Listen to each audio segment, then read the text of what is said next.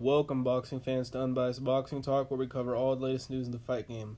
In this video today, I want to go over how Canelo Alvarez and Anthony Joshua are always going to be held to a different standard. They're always going to have more expected of them, and they're not looked at as the same as Jermall Charlo, Demetrius Andrade, or Deontay Wilder. But before I get into it, I just want to ask all of you guys to please subscribe to the channel. It would mean a lot. I'm trying to grow my channel and, try to actually make something out of YouTube, see how far I can go with it. So I'd really appreciate it if you would subscribe to the channel. But anyway, let's get on to the video. So Canelo Alvarez recently fought Sergey Kovalev November 2nd and knocked him out in the 11th round. And Anthony Joshua is coming off of a dominant unanimous decision win over Andy Ruiz Jr. in a rematch. Basically, when Canelo Alvarez or Anthony Joshua always fight a fighter other than a PBC fighter, these biased fans are going to try to knock them down. They're going to try to say they're cherry picking fat fighters, they're cherry picking old fighters, and they're basically they're cherry pickers. But they don't hold Jermall Charlo and Demetrius Andrade or Deontay Wilder to the same standard. Let's just go over the recent wins of Deontay Wilder. So since 2018, he beat Luis Ortiz twice, 2 knockout wins, after he was getting dominated the entire fight by him, by a 40-year-old Luis Ortiz, an old man. He had a draw with Tyson Fury, which he really should have lost that fight. He lost 10 out of the 12 rounds. And he knocked out Dominic Breazeale, the same Dominic Breazeale that already got absolutely destroyed by Anthony Joshua in 2016. And now let's go over the wins of Anthony Joshua. Anthony Joshua knocked out Vladimir Klitschko in 2017 to win a vacant WBA title.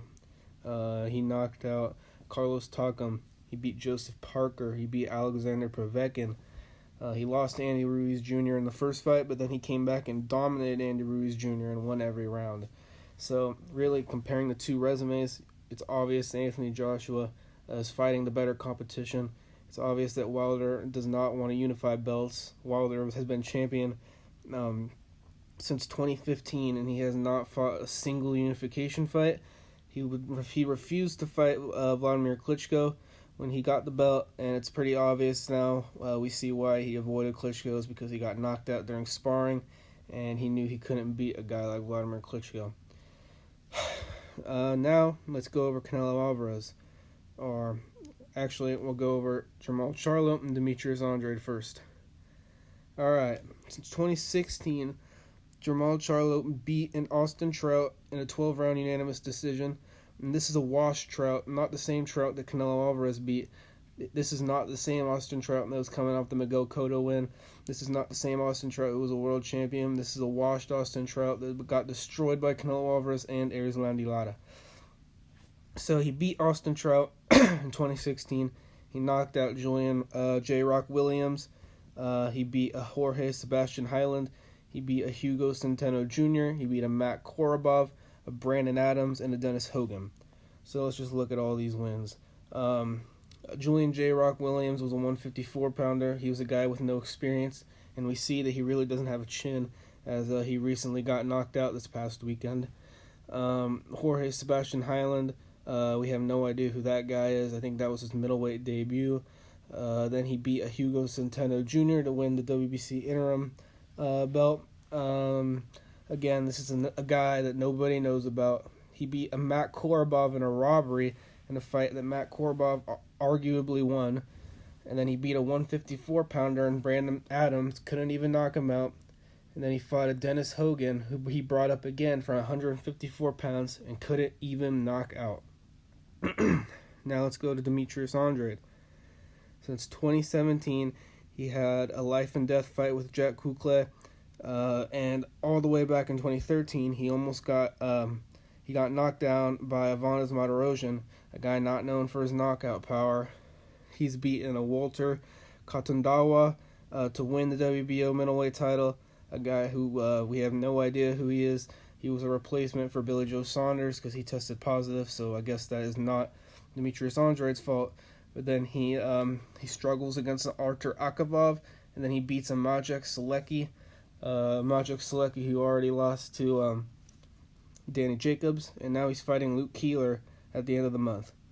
So we see that he's not fighting any top-level competition either, and it's not his fault for the Billy Joe Saunders fight. It is unfortunate he tested positive for that, and it's also not his fault that the Jermall Charlo fight won't happen because Jermall Charlo doesn't want to fight any other elite-level fighters besides Canelo Alvarez because he just wants the big payday. But the Danny Jacobs fight has been there, and neither one of these guys really want to fight a Danny Jacobs. So let's just keep it going. Let's go over to Canelo Alvarez's resume. Since he lost to Floyd Mayweather Jr. in 2013, he knocked out Alfredo Angulo. He beat Erislandy Lara. He beat a James Kirkland, not the best fighter. But then he went over and beat Miguel Cotto to win the middleweight title. Knocked out Amir Khan, knocked out Liam Smith, who was an undefeated world champion. He beat Julio Cesar Chavez Jr. He beat he had a draw with Gennady Golovkin, who was at the time the boogeyman of the division, who nobody thought Canelo Alvarez would fight. And then he went and beat Gennady Golovkin in the rematch, went up to super middleweight, made his debut, and knocked out Rocky Fielding. Then he beat Danny Jacobs, the same Danny Jacobs who was considered the boogeyman, the same Danny Jacobs who people thought beat Triple G, and the same Danny Jacobs that everyone was saying Canelo was going to duck. So that just proves to you that Canelo Alvarez is going to fight every elite level competition that there is, from 160 even up to 175 when he knocked out Sergey Kovalev to win the light heavyweight title. But we see Canelo Alvarez is not going to be campaigning at 175 as he's moving back down to 168. And most likely going to be fighting Billy Joe Saunders, another undefeated world champion. We see fight after fight, Canelo Alvarez fights top-level competition, and he's always fighting the best that there is. The one critique everyone seems to have over Canelo Alvarez, all these PBC fanboys, is that when we say Jermall Charlo and Demetrius Andrade haven't done enough to deserve a title shot, they want to bring up that what have Rocky Fielding and what have Liam Smith done to deserve a shot at Canelo Alvarez? We see that Liam Smith was a world champion at junior middleweight. We see that Canelo Alvarez was coming off the Miguel Cotto win, which was a long fight for him. And we see that he was on his way up to 160 pounds. He fought at a catchweight of 155, and he fought an undefeated world champion in Liam Smith and knocked him out to win the title. And then after that, he moved up, tested his weight at a bigger weight class to fight Julio Cesar Chavez Jr. And then after two Gennady Golovkin wars, he takes a layoff fight against a Rocky Fielding, who is a world champion at a higher weight class. And they want to say that this was a cherry pick, when in reality it was just a tune-up fight, because you can't fight war after war after war, because that's how you end up hurting your body. That's how you end up draining yourself. That's how you end up hurting yourself in the long run. So people don't understand that you can't keep fighting top-level guys all the time, fight after fight after fight. You're going to have to take a layoff fight, once every few fights, or else you're going to end up hurting yourself.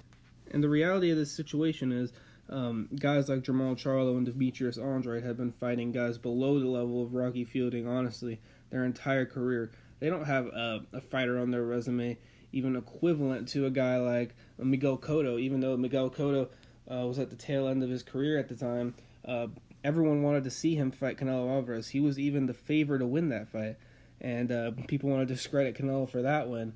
But in reality, that was the fight everyone wanted to see at the time, and they're just gonna always find a way to discredit a guy like Canelo Alvarez, and even a guy like Anthony Joshua, who's always fighting top-level fighters.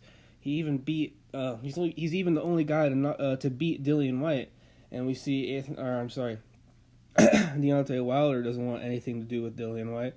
So we see that these guys are always going to be held to a different standard. They're always going to have more expected of them, and it's honestly pretty sad that PBC fanboys are more fans of certain fighters than fans of the sport of boxing. Once again, please subscribe to the channel. I'd really appreciate it. Leave a like on the video as well if you liked it. And thank you for tuning in to Unbiased Boxing Talk, and we'll see you in the next episode.